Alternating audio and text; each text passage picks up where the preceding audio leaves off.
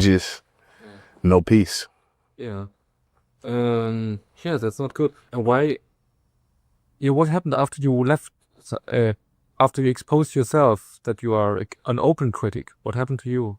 I had to leave where I was living in Minneapolis, Minnesota. They started in with the surveillance, the private investigators, and then they threatened to sue me in Minneapolis for violating an agreement that I had signed with them when I left to never speak against them. So I left Minnesota because there was no way I could legally defend myself there because there's no public awareness of Scientology. It would be a matter of reinventing the wheel and at great expense to remain in Minnesota. So I filed a lawsuit against them in Riverside, California. And I was going to move to California, but it proved to be too dangerous. So, yeah, for me to live there. So you decided to go to Colorado? Yeah. But I hid out in Puget Sound for a while and up with Bob in New Hampshire for a while, many weeks. It's a hard time.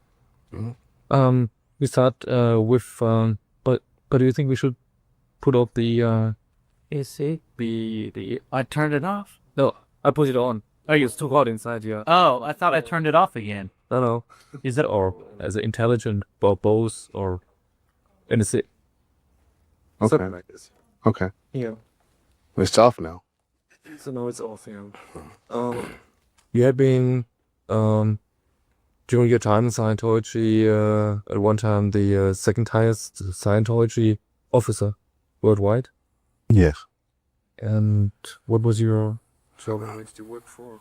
I had a dual position as far as being an executive in Scientology. I was on the board of directors of the Religious Technology Center as the treasurer. And my official ecclesiastical post title was called Deputy Inspector General for External, RTC, which meant that I supervised the external activities of an organization as opposed to the person that orders the paper and make sure that ink pens are there and paper clips and things like that. So the areas of Scientology that I supervised, and I had other supervisors that helped me supervise them, was the legal department of Scientology, which was all the legal cases, the investigative intelligence network, also the network that would get pre-clear files from all the organization and supervise to see how the organizations were doing as well. And then trademarks. So, and also Scientology's computer network, INCOM. I was the senior supervisor of Scientology's computerization. And that means as head of the RTC. Author, AVC as well. Well, Authority Verifications and Corrections Unit, which is the section in RTC, which was under RTC, that gives issue authority to all of the issues that are published within Scientology. And how would you describe RTC as how important is this the head of Scientology? Well, at the time it was the ecclesiastical or the apparent ecclesiastical head of all of Scientology. And who is the boss within Scientology? Excuse me? Who is the boss, the chief, or the director? Oh, David Miscavige. He was in a for-profit corporation, and these are corporate shams in reality. The chain of command was quite different than what it appeared to be or what it was supposed to be. And is Miscavige the only one who's controlling Scientology? Is he the dictator? Well, yes, he is the dictator, but he is that because of lawyers that he personally hired, and to set up the different Scientology corporations, whereby he's the trustee of all the major corporations, which is a more senior position than a director, and also his lawyers, which he pays, are also on the board of some of the Scientology corporations. And standard practice within Scientology to when you get into a position like that, to sign an undated resignation in case you should ever fall short of the ideals or fail to comply with what you're directed to do within Scientology. So that means that RTC and you, one of the heads of RTC, that RTC is controlling all entities of Scientology worldwide. Exactly. And all the money ends up, which comes from every org and everywhere, it ends up on an account of RTC. At the end. Well, no. All the money would go to Church of Scientology International, who would then get it to an account that they had in Liechtenstein and also in Cyprus, so that it wouldn't be under the control or auspices of the United States government. And who's controlling the accounts in Liechtenstein and Cypern and Cyprus? Well, David Miscavige was one. A girl, Maureen Bergatti, who is in the UK, would bring the money from the UK to the US, or vice versa, take it from the United States, cash certified checks or whatever, and take it from the US to the UK to then put it in foreign accounts. And Mark Yeager was also another person who has since left the Church of Scientology that would directly channel the funds. The person that does that currently within the church, his name is Mark Ingber. And he's the commanding officer, I believe he's the commanding officer of the Commodore's Messenger organization and the Church of Scientology International organization. And how much money do you think is on that account or has been summed up? At one time, a count was done of money that couldn't be hidden. There was more money, but as far as money that couldn't be hidden in assets, it was in excess of $400 million. And this was as of, I'd have to say 1985. Of course, I'm sure it's considerably more. It is my belief that they have $1 billion or more dollars today. Yeah. And mainly controlled by David Miscavige. Yes. And attorneys. Are they reinvesting the money again, or is it only like an interest rate account? Well, no, they have, as of late, I've come to learn that they majorly work with investments in the stock industry, doing stocks and investments, which is what's doubling the money faster. But they don't use their good money for doing OSO projects or projects or something like that. Investigating things. Oh, yes, they use well, I think David Miscavige admitted himself that they spent over $1 million in legal fees a month when they were attempting to get their IRS tax exempt status. And of course, those legal fees went to attorneys, but a good portion of it also went to investigators, because they went and investigated every person in the IRS that was denying their 501(c)(3) tax exempt status, and personally sued each person, as well as hired investigators to investigate them and create calamity in their lives. How would you describe the personality or the character of David Miscavige? You know, it's kind of sad. It's the tale of a madman. David Miscavige's father, Ron Miscavige, was a manic depressive. He would have his highs and he would have his lows, and he was a very explosive kind of personality. You know, he screams, rants and raves, throws things around. So I can only imagine that this is how David Miscavige was brought up as a child.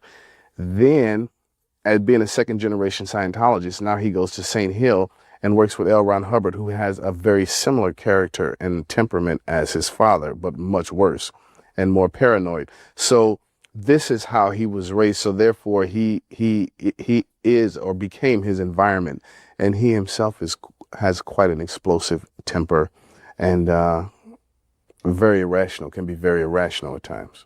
Okay. And demeaning. You know, he also seems to take a perverse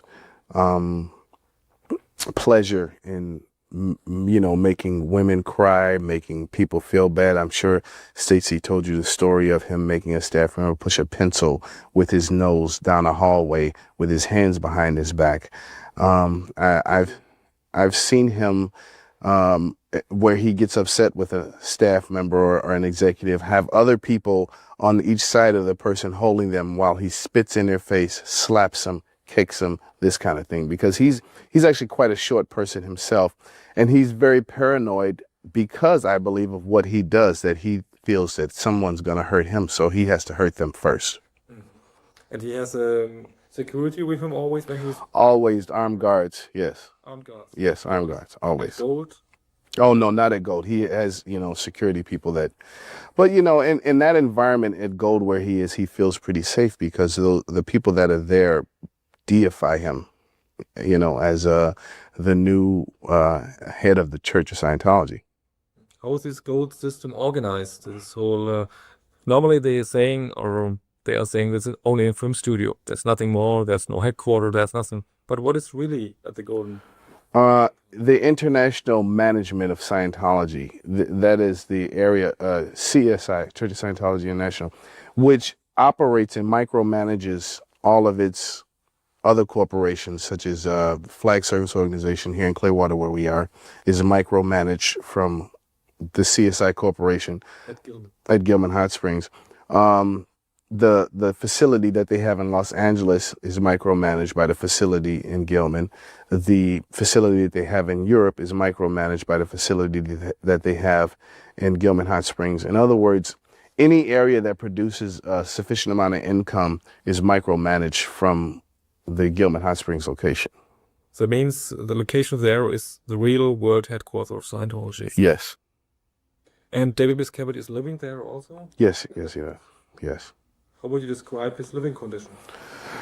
Very elaborate, very lavish that I've seen, and you see that some of the buildings that they have are actually quite nice. They look quite nice. Some of the properties are quite nice. Very, very luxurious, as a matter of fact, is a good word. Reason being is they have zero cost for labor. It's simply material costs because they have their slave camp. They have their slave laborers that work night and day. And then even when the slave laborers can't keep up with it, there's a day, Saturday, where every person at Gilman Hot Springs, no matter what position you're in, goes and does the labor just like the slaves does all day doing renovations. So in that wise, if you have no labor costs and just materials, you can accomplish quite a bit. And everybody has to work on Saturdays? Yes, everyone. Every Sea Org member? Every Sea Org member. 600 are living there, right? Yes. Yes, I did it too, yes. You did it too? Yes. That means it's a big slave camp. And utterly, totally, and completely. And everything only for the benefit of David Miscavige. Well, by his will. Not necessarily for his benefit, but, if he decides that something needs to look a certain way, well, then that's how it looks. If he decides that things need to be done in a certain way, then that's how they are done. It is by his will. Mm-hmm. What is so secret with the Golden compound at Gilman Hot Springs? What is so secretive that they are so try to hide it for the public and to everyone? Why are they not open? Well, originally it goes back to, I guess, 1977 or even earlier, where the Guardian's Office, which is the investigative and legal unit, the old investigative and legal unit of Scientology, had a program called Snow White, where they were ordered to purge the files of any government agency or any private industry of allegations against L. Ron Hubbard to make it safe for him to come out. And that Golden Era Productions in Gilman was a place where L. Ron Hubbard himself was supposed to live.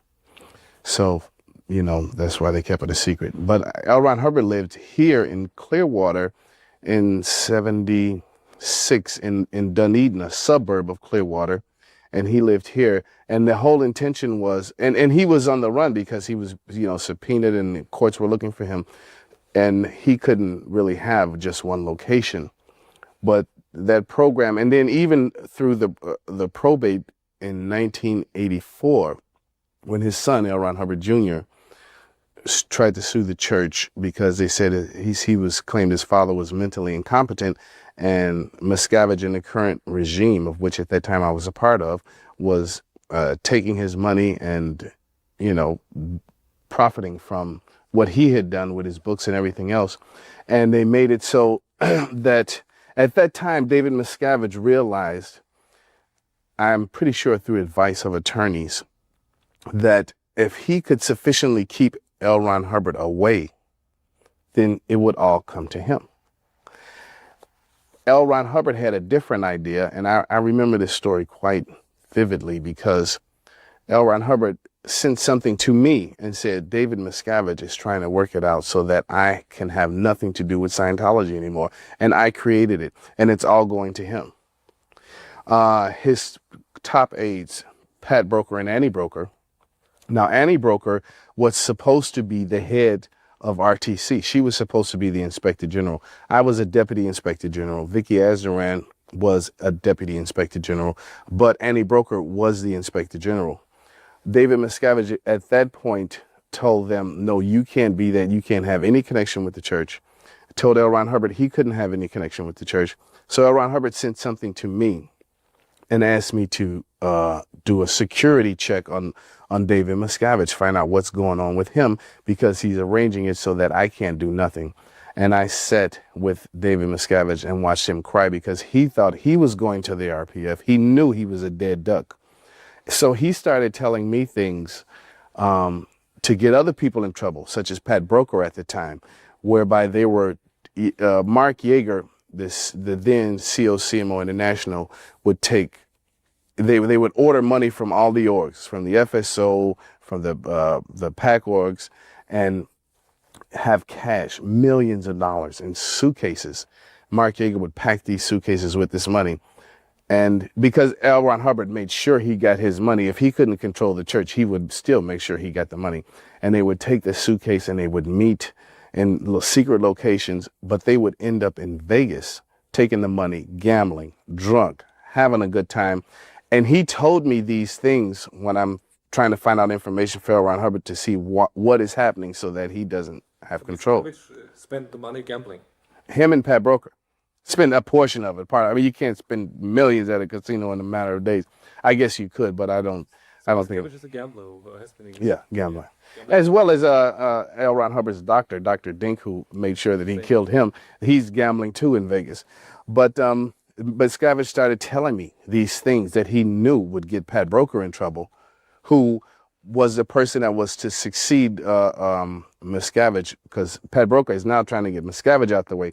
Oh, but now Miscavige starts talking about things that he and Pat Broker have done together, which L. Ron Hubbard would be extremely upset about. So this report, after I found out this information, I'm quite sure never made it to L. Ron Hubbard. It was just like, oh my God, now everybody's in trouble. So, at which point L. Ron Hubbard, from mid 85 to the time of his death in 86, literally had no contact with Scientology senior management, whereas before he himself also micromanaged every day.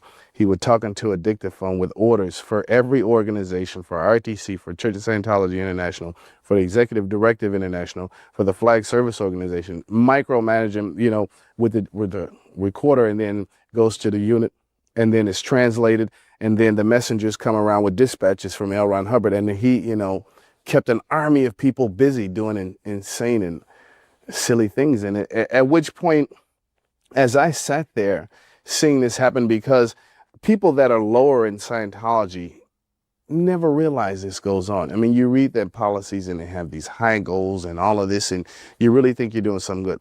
But in fact, when you get to these high levels, you see the insanity of it. And that's what started me to become disaffected with the whole thing, because I knew at that point, number one, this has nothing to do with religion. It's a money-making scam scene. Certain people, as long as you're compliant, you get a lot of things. Like I had a lot of nice clothes, suits made for me, and limousine, first class here, there, everywhere, slaves doing my laundry, cleaning my room, doing everything. I didn't have to do anything. And I myself started to feel very empty about these things because of the divide. And I started to, become disaffected with and disillusioned by the whole movement. And then this schism happened and then the thing with Pat Broker and David Miscavige escalated after L. Ron Hubbard died. But Miscavige had very carefully, by working with attorneys, set up corporations that Pat and Annie Broker were not a part of, were not the directors, were not the trustees, no corporate control whatsoever. So they could not possibly come in after L. Ron Hubbard died and say they're the leaders. He kicked them out.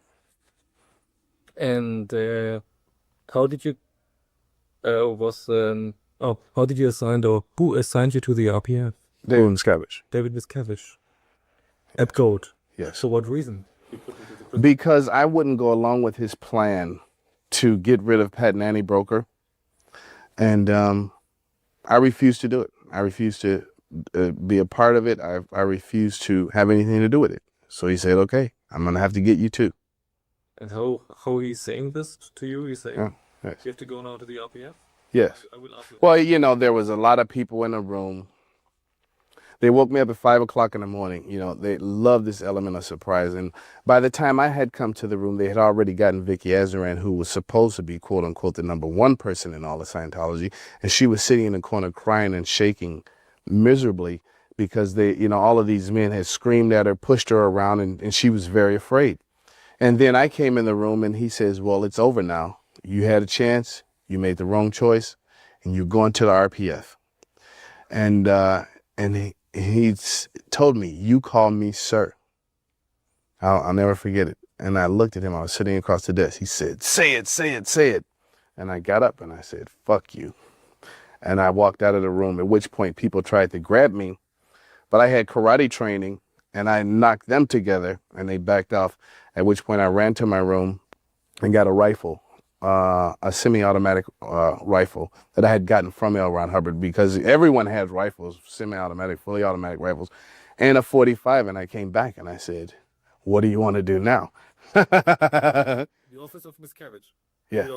Yeah. I ran to my room because my bedroom was, not very far. I don't know, like maybe 10, 20 yards away from his office, because we all lived And his close. office near the ship? This is then. Now, Was it there? Yeah. Was it there near the ship? I'm explaining to you, yeah, near the ship. There's the ship. Then there was all of our bedrooms up on the hill. Miscavige's bedroom was here. Mark Yeager's bedroom was here. The apartments. Yeah, the little apartments, yeah. And then mine was here. I was in the same complex as his. See them from the street. Yes. The apartments. Yeah. There's grapevines over, and you can see this. So that's where I live. And then even further up in that row of apartments was his office. And he slept also there, at that house? Yeah. Miscavige? Yeah. We all did. His wife? Yeah. And you also on that ground? Yeah. We all did. So you came back to his office with your rifle in the hand? Yeah. And then? What you told him? And I said, what do you want to do now? We've leveled the playing field, because there were so many of them and just one of me. And then he said, well, we have guns too. I said, yeah, but you will be the first to die if I shoot.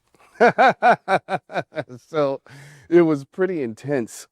And then, I kind of felt kind of bad because everything was crumbling around me as well, and everyone is now against me. So now David totally changed his character. He says, Jesse, we've been through so much.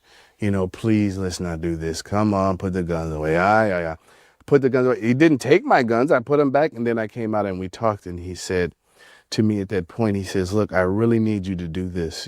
Please just take this fall, because you're in a high position in the church. All of the staff see this going on. I need you to do this just so Scientology itself doesn't fall apart. And if you do this, then I will come and take you and put you back in a position. And, I didn't really care about that. And at the time, I didn't think that it would be a good idea for all of Scientology to fall apart, because I'm still not straight in my head yet. So I conceded. I signed my undated, he already had an undated resignation that I signed already. So that was in effect. I was kicked off the board of RTC and I was put in RPF. And where's the RPF? It was in Happy Valley at the time. And Happy Valley is where it's only. Yeah, just down the road from Gilman Hot Springs, their Golden Arrow location on a Indian reservation. Yeah, you pass through the suburban Indian reservation. And somebody drove you down by van or Yeah, they took me down there. alone? Oh no, I was with Vicky Azaran because she went, and several other people in RTC because they all went. And at which point he started restructuring once again all of Scientology. It's all of the senior executives in Scientology. Which year was it? This was 1987. 1987. Yes. So you have been assigned by David Miscavige personally to the RPF Happy Valley. Yes. You're right there during the day. It was at work. Is there somebody opening the guard doors? It's like a prison camp. Yeah, totally. It's a complete and utter and total prison camp. You're stripped of everything. You're made to work doing menial labor tasks, like digging in the ground to lay gas pipes and sewage pipes for the new construction, which eventually became the facility for the children, and just working doing that labor, plus being transported on the bus every day back to Gilman Hot Springs to work on renovation projects there.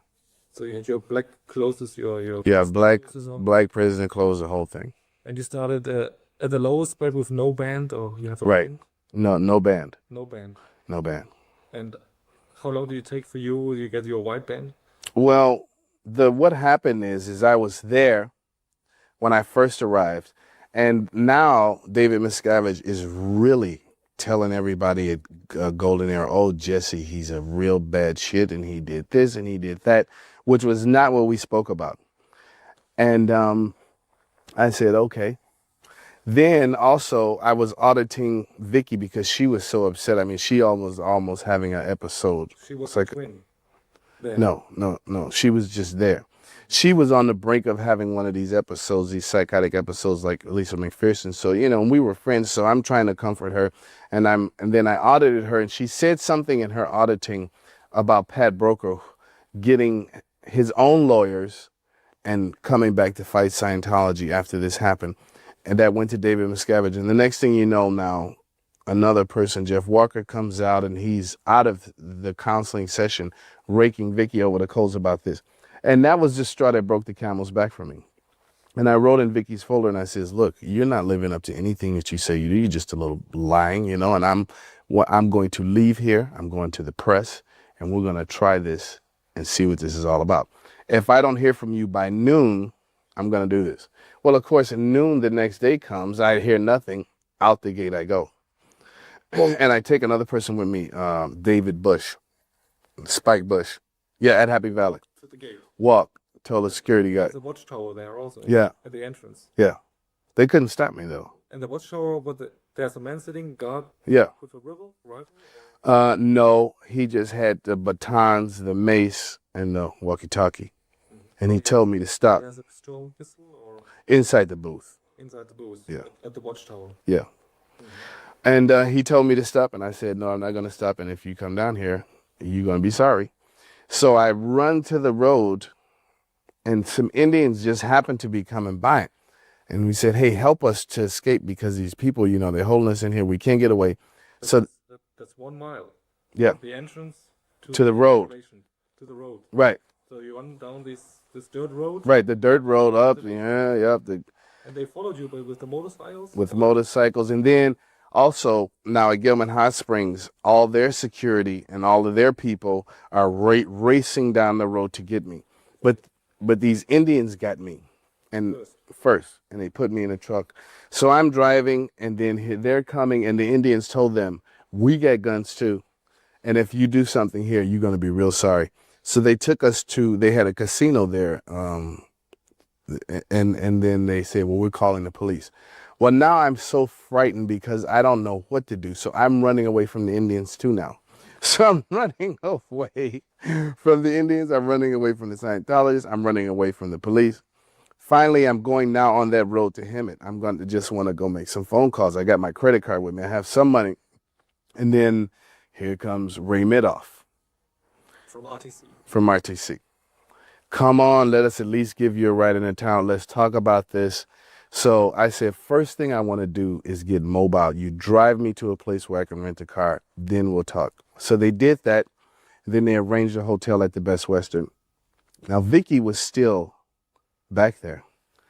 They had her locked in a room. She's sick, you know, Where? in Happy Valley. Yeah. And I went and rented this big car, a Lincoln or something. You wanted to free her. Free her. So I got the car and told them I was going to meet them at a certain place, and they went there. But instead, I go back to Happy Valley, woo, with the car, and grab some things that were mine. And I tell Vicky, you come now. And she sat there. I'll never believe it. She sat there. She was like, I said, you come. They were telling her, no, don't go. Come. Finally, she got up. I put her in the car. Her, me and Spike, zoom back out of there.